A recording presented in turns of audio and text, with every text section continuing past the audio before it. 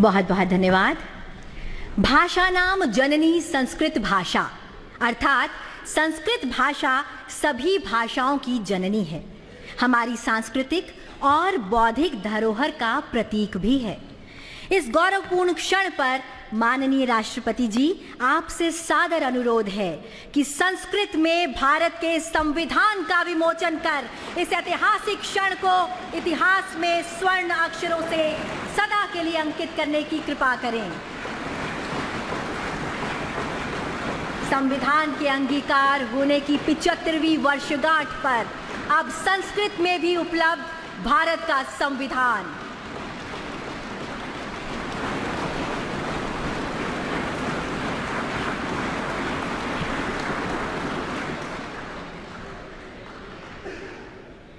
धन्यवाद।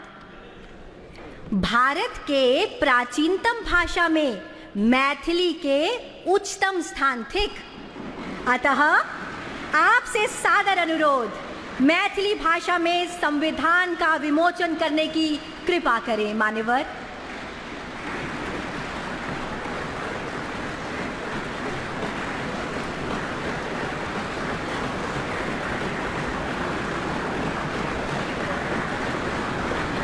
भारत की सभी भाषाओं का सम्मान और मैथिली में संविधान का विमोचन, निश्चित रूप से ये पल गौरवशाली है हम सभी के लिए। बहुत बहुत धन्यवाद मान्यवर। आप सभी माननीय विशिष्ट जनों की जानकारी अनुसार ये सभी पब्लिकेशंस लोकसभा पब्लिकेशन काउंटर पर उपलब्ध होंगी, जिनकी सूचना आप सभी को बुलेटिन के द्वारा जारी कर दी जाएगी। अब माननीय राष्ट्रपति जी, आपसे करबद्ध अनुरोध है कि आप अपने ज्ञानवर्धक शब्दों से हम सभी का मार्ग प्रशस्त करें।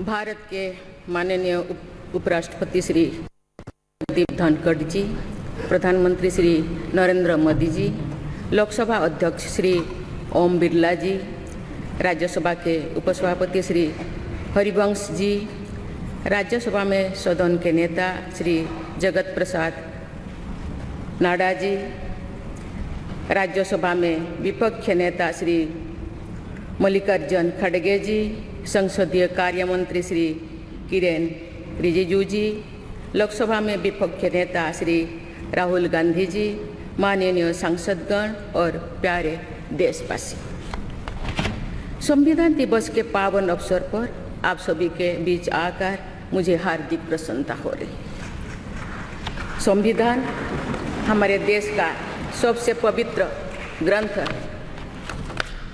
आज हम सब एक ऐतिहासिक अवसर के भागीदार भी बन गए हैं और साक्षी भी।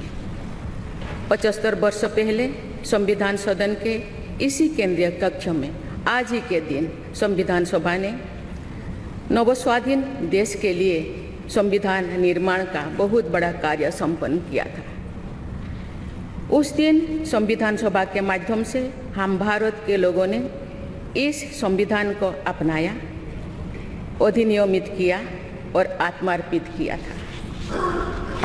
हमारे संविधान हमारे लोकतांत्रिक गणतंत्र की सुदृढ़ आधारशिला है। हमारा संविधान हमारे सामूहिक और व्यक्तिगत स्वाभिमान को सुनिश्चित करता है। आज कृतज्ञ राष्ट्र की ओर से मैं संविधान सभा के सदस्यों और कर्मियों को श्रद्धांजलि अर्पित करती हूँ। ये देश का सौभाग्य है कि संविधान सभा के अध्यक्ष डॉक्टर राजेंद्र प्रसाद ने तथा प्रारूप समिति के अध्यक्ष डॉक्टर बाबा साहेब अम्बेडकर ने संविधान निर्माण की यात्रा का मार्गदर्शन किया। बाबा साहेब अम्बेडकर ने प्रगतिशील और समावेशी सोच की छाप हमारे संविधान पर अंकित किया है। संविधान सभा में बाबा साहेब के ऐतिहासिक संबंधों से ये तथ्य स्पष्ट होता है कि भारत लोकतंत्र की जननी है। अपने लोकतंत्र पर गौरव की इसी भावना के साथ आज हम सब इस विशेष अवसर पर एकत्र हुए। ये अवसर संविधान सभा की 15 महिला सदस्यों के योगदान को स्मरण करने का भी है। हमें उन अधिकारियों के अमूल्य योगदान को भी याद रखना चाहिए जिन्होंने नेपथ्य में रहकर काम किया। उनकी कार्यनिष्ठा ने संविधान निर्माण की प्रक्रिया को सुचारू रूप से आगे बढ़ाया। उनमें प्रमुख भूमिका श्री BN राव की थी, जो संविधान सभा के संवैधानिक सलाहकार थे। मैं संविधान सभा के सचिव श्री HBR अंगगर, संयुक्त सचिव श्री SN मुखर्जी और उप सचिव श्री जुगल किशोर खन्ना को भी उल्लेख करना चाहूँगी। माननीय सांसदगण, स्वतंत्रता के 75 वर्ष पूर्ण होने पर मैं सभी देशवासियों ने आज़ादी का अमृत महोत्सव मनाया। आगामी 26 जनवरी को हम अपने गणतंत्र की 75वें वर्षगांठ मनाएंगे। इस तरह के समारोह हमें अब तक की यात्रा का अवलोकन करने और आगे की यात्रा की बेहतर योजना बनाने के अवसर प्रदान करते हैं। ऐसे समारोह हमारी एकता को मजबूत बताने की तथा ये दर्शाते हैं कि राष्ट्रीय लक्ष्यों को प्राप्त करने के प्रयासों में हम सब एक साथ हैं। हमारे स्वाधीनता संग्राम के दौरान अनेक महान विभूतियों ने हमारे राष्ट्रीय आदर्शों को रेखांकित किया था। हमारी संविधान सभा में हमारे देश की विविधता को अभिव्यक्ति मिली थी। संविधान सभा में सभी प्रांतों और क्षेत्र के प्रतिनिधियों की उपस्थिति से अखिल भारतीय चेतना को शोर मिला था। संविधान सभा के वाद विवाद तथा सदस्यों के संबोधनों में हमें संविधान निर्माण की प्रक्रिया के साथ साथ अपने देश के बारे में गहरी जानकारी प्राप्त होती है। आज जिन पुस्तकों का विमोचन किया गया तथा जो शॉर्ट फिल्म्स दिखाई गई, उनमें लोगों को हमारे संविधान निर्माण के गौरवशाली इतिहास का परिचय प्राप्त होगा। एक अर्थ में भारत का संविधान कुछ महानतम मेधावी लोगों द्वारा लगभग 3 वर्षों के विचार विमर्श का परिणाम था, लेकिन सही अर्थ में ये हमारे लंबे स्वाधीनता संग्राम का परिणाम था। उस अतुलनीय राष्ट्रीय आंदोलन के आदर्शों को संविधान में अत्यंत महत्वपूर्ण स्थान दिया गया। उन आदर्शों को सुस्पष्ट और संक्षिप्त रूप से संविधान की प्रस्तावना में व्यक्त किया गया है। ये आदर्श है न्याय, स्वतंत्रता, समता और बंधुता। ये आदर्श सदियों से भारत को परिभाषित करते हैं। संविधान की प्रस्तावना में उल्लिखित आदर्श एक दूसरे के पूरक है। समग्र रूप से ये सभी आदर्श ऐसा वातावरण उपलब्ध कराते हैं जिसमें हम नागरिक को फूलते फलते समाज में योगदान देने तथा साथी नागरिकों की मदद करने का अवसर मिलता है। माननीय संसदगण, संविधान की भावना के अनुसार कार्यपालिका, विधायिका और न्यायपालिका का ये दायित्व है कि वे सामान्य लोगों के जीवन को सुगम बनाने के लिए मिलजुल कर काम करें। संसद द्वारा पारित किए गए अनेक अधिनियमों से जौन आकांक्षाओं को अभिव्यक्ति मिली है। देश के आर्थिक एकीकरण के लिए स्वतंत्रता के बाद का सबसे बड़ा टैक्स सुधार गुड्स एंड सर्विसेज टैक्स को के रूप में किया गया है। वर्ष 2018 में राष्ट्रीय पिछड़ा वर्ग आयोग को संवैधानिक दर्जा प्रदान किया गया है। वुमेन लेड डेवलपमेंट की सोच को यथार्थ रूप देना सामाजिक न्याय के संवैधानिक आदर्शों को प्राप्त करने के लिए अनिवार्य है। नारी शक्ति बंधन अधिनियम द्वारा हमारे लोकतंत्र में महिला सशक्तिकरण के एक नए युग की शुरुआत की गई है। दंड के स्थान पर न्याय तथा अपराध के स्थान पर सुरक्षा की भावना पर आधारित भारतीय न्याय संहिता, भारतीय नागरिक सुरक्षा संहिता और भारतीय साक्ष्य अधिनियम को पारित करके सांसदों ने आधुनिक सोच को अपनाने का प्रभावशाली परिचय दिया है। ऐसे अनेक अधिनियमों को पारित करने के लिए मैं सभी सांसदों की सराहना करती हूँ। पिछले कुछ वर्षों के दौरान सरकार ने समाज के सभी वर्गों, विशेषकर कमजोर वर्गों के लोगों के विकास के लिए अनेक कदम उठाए हैं। ऐसे निर्णयों से लोगों का जीवन बेहतर हुआ है तथा उन्हें प्रगति के नए अवसर मिल रहे हैं। गरीब लोगों का अपना पक्का घर मिल रहा है, बिजली, पानी, सड़क की सुविधा मिल रही है, खाद्य सुरक्षा और चिकित्सा सेवाएं मिल रही है। देश में बड़े पैमाने पर विश्व स्तर का इंफ्रास्ट्रक्चर बनाया जा रहा है। समग्र और समावेशी विकास के ऐसे अनेक प्रयास हमारे संवैधानिक आदर्शों को आगे बढ़ाते हैं। इस प्रयासों के लिए मैं सरकार की सराहना करती हूँ। उच्चतम न्यायालय के प्रयासों से देश की न्यायपालिका हमारे न्याय प्रणाली को और अधिक प्रभावी बनाने के लिए अनेक प्रयास कर रही है। न्यायपालिका विचाराधीन कैदियों को और जेल सुधार के विषयों पर भी कार्यरत है। हमारे देश में मूलभूत अधिकारों का दायरा समय के साथ विस्तृत होता रहा है। अपेक्षाकृत कम साधन संपन्न लोगों को कानूनी सहायता प्रदान करने के संवैधानिक निर्देश प्रति जागरूकता और सक्रियता बढ़ रही है।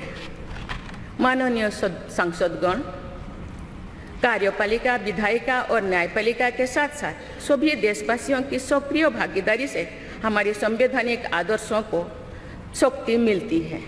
हमारे संविधान में प्रत्येक नागरिक के मूल कर्तव्यों का स्पष्ट उल्लेख किया गया है। भारत की एकता और अखंडता की रक्षा करना, समाज में समृद्धता की भावना का निर्माण करना, महिलाओं के सम्मान को सुनिश्चित करना, पर्यावरण की रक्षा करना, वैज्ञानिक दृष्टिकोण को अपनाना, सार्वजनिक संपत्ति की सुरक्षा करना तथा राष्ट्र को उपलब्धियों की नई ऊंचाई तक ले जाना नागरिकों के मूल कर्तव्यों में शामिल है। हमारा संविधान एक जीवंत और प्रगतिशील दस्तावेज है। बदलते समय की मांग के अनुसार नए विचारों को अपनाने की व्यवस्था हमारे दूरदर्शी संविधान निर्माताओं ने बनाए थे। हमने संविधान के माध्यम से सामाजिक न्याय और समावेशी विकास के अनेक बड़े लक्ष्यों को प्राप्त किया है। नई सोच के साथ हम भारत को विश्व समुदाय में नई पहचान दिला रहे हैं। हमारे संविधान निर्माताओं ने भारत को अंतर्राष्ट्रीय शांति और सुरक्षा को मजबूत बनाने में महत्वपूर्ण भूमिका निभाने का निर्देश दिया है। आज एक अग्रणी अर्थव्यवस्था होने के साथ साथ हमारा देश विश्व बंधु के रूप में ये भूमिका बेखूबी निभा रहे हैं। हम विश्व समुदाय में उपलब्ध अच्छे विचारों विनम्रता के साथ आत्मसात करने के लिए भी तत्पर रहते हैं। देश की जरूरतों के मुताबिक उत्कृष्ट विचारों और पद्धतियों को अपनाने की इसी भावना का उदाहरण हमारे संविधान निर्माताओं ने प्रस्तुत किया था। संविधान सभा के दूरदर्शी सदस्यों ने हमें एक प्रेरणादायक संविधान दिया जो अन्य देशों के लिए भी एक आदर्श साबित हुआ है।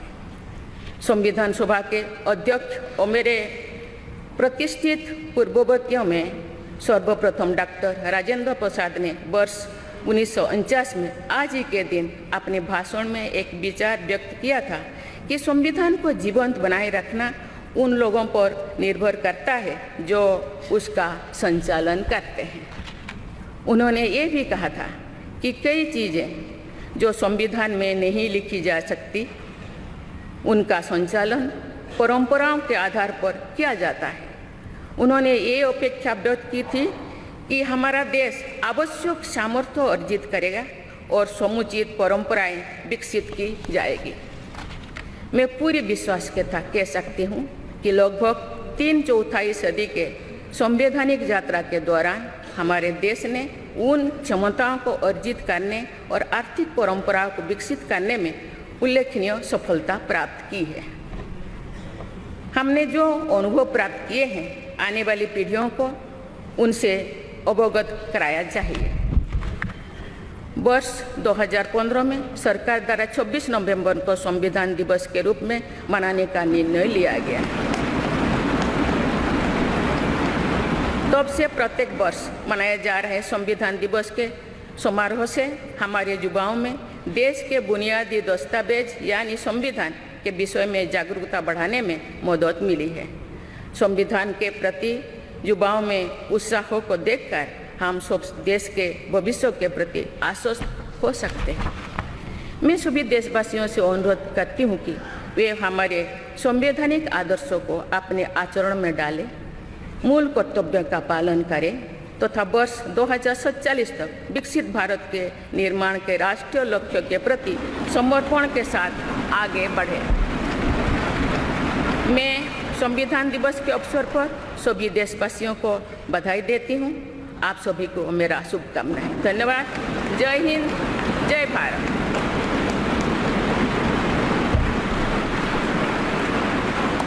माननीय राष्ट्रपति जी, बहुत बहुत धन्यवाद। अब हम आपसे विनम्र अनुरोध करते हैं कि आज के इस विशेष अवसर पर आप पूरे राष्ट्र के साथ उद्देशिका का वाचन करने की कृपा करें।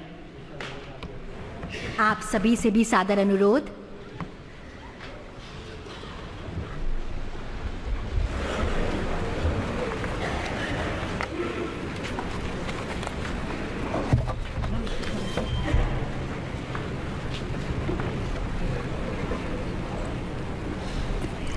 हम भारत के लोग भारत को एक संपूर्ण प्रभुत्व संपन्न समाजवादी पंथ निरीक्षण लोकतांत्रिक गणराज्य बनाने के लिए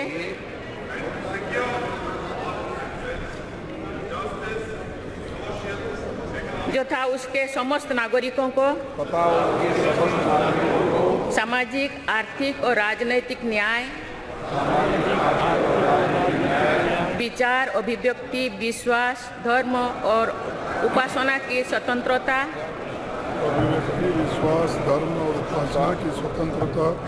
प्रतिष्ठा और अवसर की समता प्राप्त करने के लिए तथा उन सब में व्यक्ति की गरिमा और राष्ट्र की एकता और अखंडता सुनिश्चित करने वाली बंधुता बढ़ाने के लिए दृढ़ संकल्प होकर अपनी इस संविधान सभा में आज तारीख 26 नवंबर 1949 ईस्वी को एतद द्वारा इन संविधान को अंगीकृत, अधिनियमित और आत्मार्पित करते हैं।